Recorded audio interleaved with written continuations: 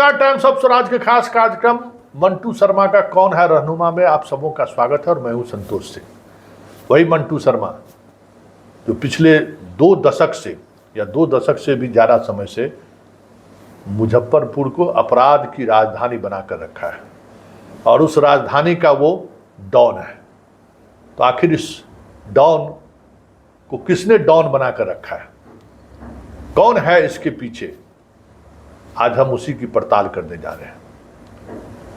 वो दौर था जब कह सकते हैं कि सुशासन की लालिमा निकल रही थी, मतलब सुशासन का सूर्योदय हो रहा था और जंगल राज का अंत हो रहा था। ठीक उसी पीरियड में 2004 में मंटू शर्मा और शंभू का उदय होता है।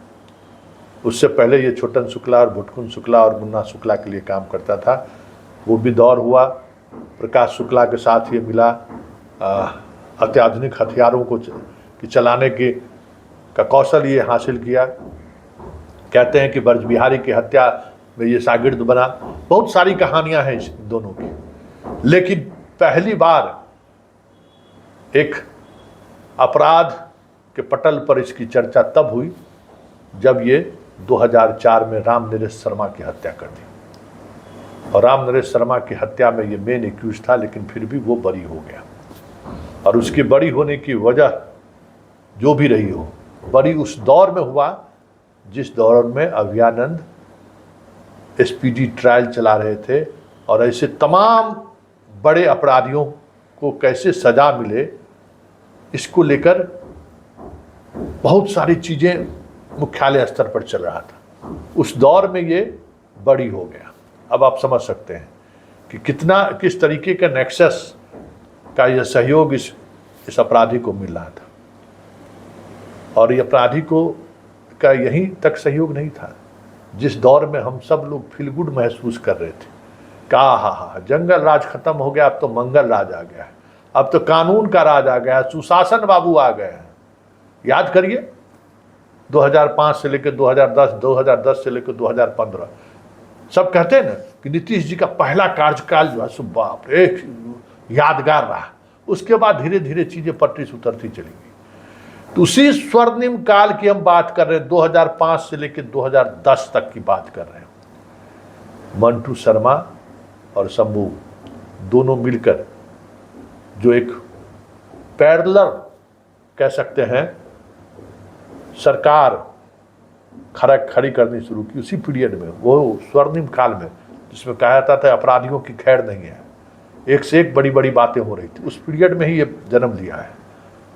और वहीं मुजफ्फरपुर तक ही नहीं, पटना में आकर ठेकेदारों पर ये गोली चलाया, पटना में आकर ठेकेदारों को मारा। इतनी दहशत कि भारत सरकार का ऑर्गेनाइजेशन, जिस ऑर्गेनाइजेशन के तहत कई करोड़ों करोड़ का काम चलता था, उस ऑर्गेनाइजेशन के इंजीनियर इसके नाम से इतना खौफ था उन लोगों के पास कि वो किसी दूसरे को टेंडर दे नहीं सकता था।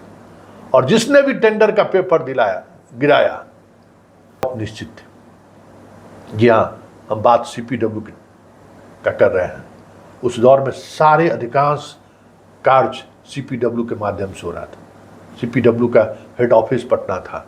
मुजफ्फरपुर के इलाके में झपहा में सीआरपीएफ का कैंप बन रहा था। बहुत सारे प्रोजेक्ट मुजफ्फरपुर और उसके आसपास में बन रहे थे। राम नरेश शर्मा को 47 से भूल दिया गया और फिर शुरू हुई इन दोनों की आपराधिक गतिविधियां। और एक एक कर मुजफ्फरपुर के एक एक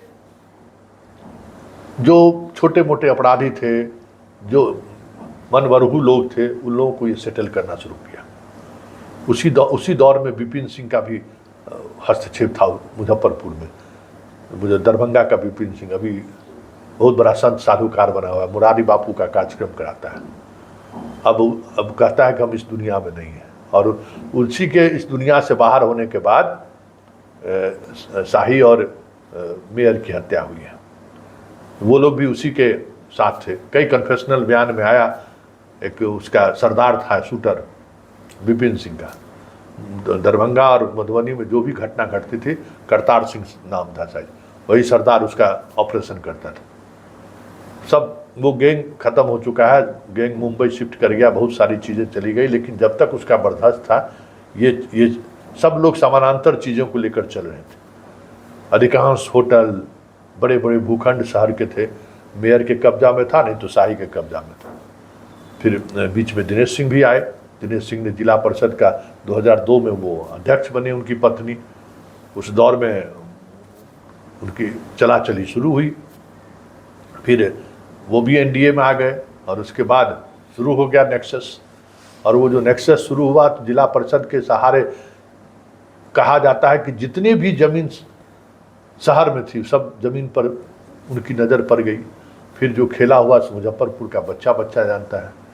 एक हम लोग एलएस कॉलेज में पढ़ते थे, तो एलएस कॉलेज के से जब छाता चौक की तरफ बढ़ते हैं तो एक्साइज वाला एक ऑफिस था, पता नहीं अभी है या नहीं। उसके बगल में रीता भादुरी बहुत बड़ी डॉक्टर थी, एकदम बहुत प्राइम लोकेशन पर उनका घर था, बहुत 4-5 कट्ठे में। उसके नौकर को गोली लोग मार दिया ज़बरदस्ती की, भाई ज़मीन रजिस्ट्री करो।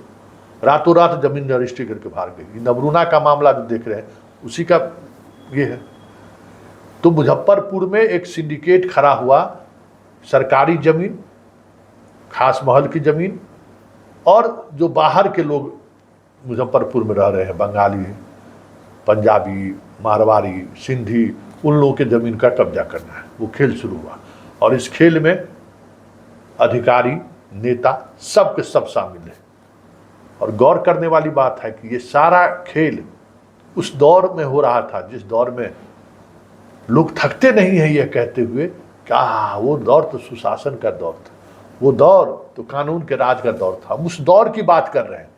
उस दौर में ये दोनों आपराधिक घटनाओं को अंजाम देकर सरताज बादशाह करोड़ों करोड़ रुपया कमाया था उस दौर में।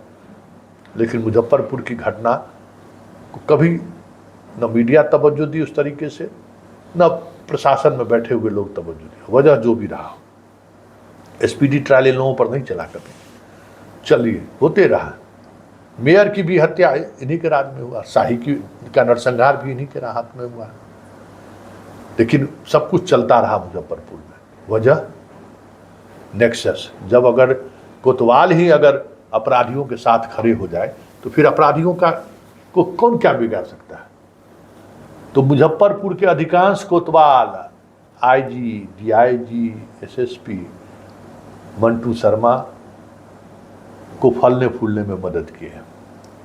मंटू शर्मा को अपराध की राजधानी पहले से रही है, उसमें एक नए तरीके के बादशाह के रूप में उसको स्थापित किया। बात यहीं तक नहीं रही। मंटू शर्मा अब दूसरे तरीके के भी धंधे में शामिल हो गया और पैसे का शराबबंदी हुआ तो फिर एक अलग तरीके का धंधा भी पैदा ले। जमीन तो है ही, शराबबंदी भी एक अलग तरह का सिंडिकेट हुआ। तो वो चीज़ें चलती रही और अब हालात ये है कि इस मामले में जो बातें सामने आ रही हैं, जो कन्फेशनल बयान दिया है गोविंदा ने, मंटू शर्मा ने, एक शर्मा गिरफ्तार है और विक्की शर्मा शायद नाम है उसका, उसने जो कन्फेशनल बयान में दिया है, हालांकि शूटर के बारे में कुछ नहीं बताया कि कौन शूटर घटना को आकर अंजाम दिया, कैसे अंजाम दिया, कुछ भी नहीं बताया।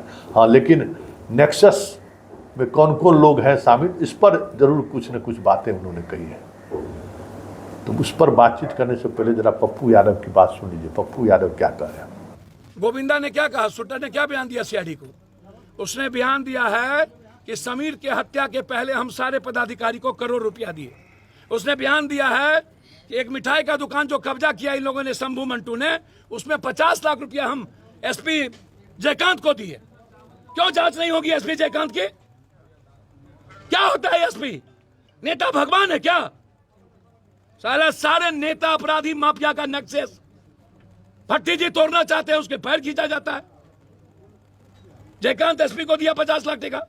उस जमीन हमने कहा था तोड़ देंगे जयकांत जी, उसने एक्शन नहीं लिया। तो आपने सुना कि पप्पू यादव क्या कह रहे हैं। वैसे पप्पू यादव का अंदाज रहा है इस तरीके की बात करने का, वो इस तरीके की बात खुलकर करते रहते हैं। उनका एगो अपना कलाकारी है, वो अपने एक अलग तरीके से इनका अपना माहौल बनाने का तरीका है। फिर माहौल बन जाने के बाद क्या क्या होता है वो भी एक अलग साइंस है इनका। खैर चीज़ें सामने आई हैं और अब देखना ये है कि भट्टी अब इस पर क्या कार्रवाई करते हैं, क्योंकि पूरी नेक्सस के बारे में अब भट्टी के पास लाल डायरी में सारी चीज़ें दर्ज हैं। दलजीत सिंह, मनीष कुमार और संजय सिंह तीनों ने पूरे उसके कन्फेशनल बयान को लिपिबद्ध करके डीजीपी को सौंप दिया है कि ये नेक्सस है। और अब देखना यह है कि इस नेक्सस को तोड़ने में भट्टी किस स्तर तक साहस जुटा रहे हैं। वैसे लोग कह रहे हैं कि भट्टी छोड़कर जा रहे हैं, चर्चाएं चला दी गई। बीजेपी कह रहे हैं कि भट्टी को काम करने नहीं दिया जा रहा है, पप्पू यादव भी बोल रहे हैं। तो ये सारी चीज़ देखिए, पॉलिटिशियन अगर कोई बात बोले तो समझ जाइए कि कोई ज़रूरी नहीं है कि ये जो है सो सत्ता पक्ष के लिए कह रहा है। ये भी कम लोग नहीं कलाकार होते हैं। हो सकता है कि चीज़ें इनके गिरवान तक न पहुंच जाए, इनके चाहने वाले, इनके समर्थक के बीच न पहुंच जाए, तो ये इस तरीके का अफवाह ये लोग भी फैलाते हैं। एक मतलब ये स्काई में एक जगह ऐसा आता है कि सब एक हो जाता है। जब सिंडिकेट पर आन पड़ी है तो सारे के सारे नेता, ब्यूरोक्रेट्स एक हो जाते हैं। मुजफ्फरपुर उसी की वानगी है। मतलब जिस दौर में सुशासन बाबू चल रहा था, कानून का राज था की बात हो रही थी, उस दौर में भी मुजफ्फरपुर में आपराधिक घटनाएं नहीं रुकी। उसकी वजह यही था वो जो सिंडिकेट था, जात के नाम पर, पैसे के नाम पर, पार्टी के नाम पर इस तरीके से कॉकटेल बन चुका था कि कहीं न कहीं से जो है सो ये लोग रास्ता निकाल ही लेते थे। और उसी रास्ता की परिणति है कि आज मुजफ्फरपुर में लोग रात 8 बजे के बाद घर से निकलने से पहले 2 बार जरूर सोचते हैं।